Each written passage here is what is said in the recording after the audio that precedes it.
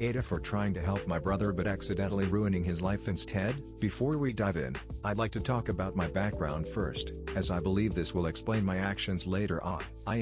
I'd like to keep my age private. Used to have a loving family, until my mother, whom I love dearly, passed away when I was very young. My father remarried shortly after then with another woman, and in a fit of rage, I ran away, convinced that he had betrayed my mother. I would then be taken in by a relative, and moved overseas with him. Over the next few years of living with him, I've never gotten any familial love. That made me unfamiliar to love as a whole. Over a year ago, my father, whom I had cut all ties with, somehow managed to get my phone number. He would then spam messages and calls to me, and of course, I blocked his number. Nonetheless, he was able to contact me through my relative. He told me that his second wife had died in an accident, and he went bankrupt. He had a son with her, whom he had sent to an orphanage. He begged for me to help my half-brother. Initially, I was going to refuse, but my curiosity took over, and I ended up contacting my half-brother. I will call him K from now on. K-17 male at that time was a very clingy child. In a way, he was very innocent. When I first called him,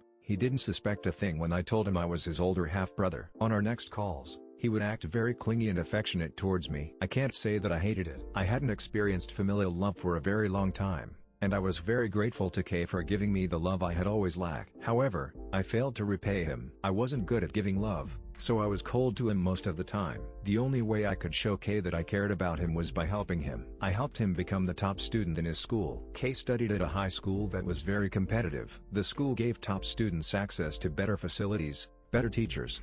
Overall, privileges. In order to do this, I planned out a strict schedule for K to follow. I expected him to follow every instructions of mine, and to report to me daily about his progress. K was gifted, and he would always tell me how perfect he did at school. For quite a long time, I believed him. I trusted him enough to not actually check his progress at school, and only relying on his words as proof. This would, of course, backfire on me. I realized that there were some discrepancies in K's reports. I decided to book a flight returning to my homeland, where I would personally check on K.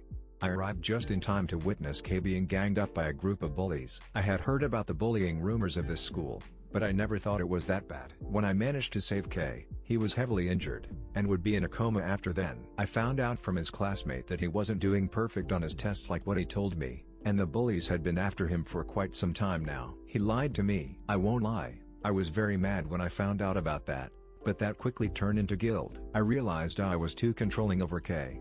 I expected him to do what I wanted him to do, not what he wanted to do. I disregarded his thoughts for the better. I must admit, I projected my younger self onto him. We both lost our mothers, whom we both loved very much. I couldn't help but see my younger helpless self in him, and I didn't want him to lose control of his life. For me, what I fear the most is losing control of your surroundings, and face danger as a result. I realized, too, that K lied to me because he didn't want to be scolded by me. He was like a child avoiding punishment from his parents. He didn't want me to be disappointed, not when I had tried to help him out. He was such an innocent child. But this is all just speculation. In reality, I don't know what K thinks of me yet, because I can't ask him now, not when he is still comatose. Nonetheless, I still feel guilty, not only because I was too controlling, but also because I didn't get there on time. I could have stopped the bullying sooner, but I didn't. K's state is entirely my fault. I understand that I had been a horrible brother, and I won't deny it, but now, I am very confused. I don't know what I should do now, and want to tell K when he wakes up. Am I the asshole?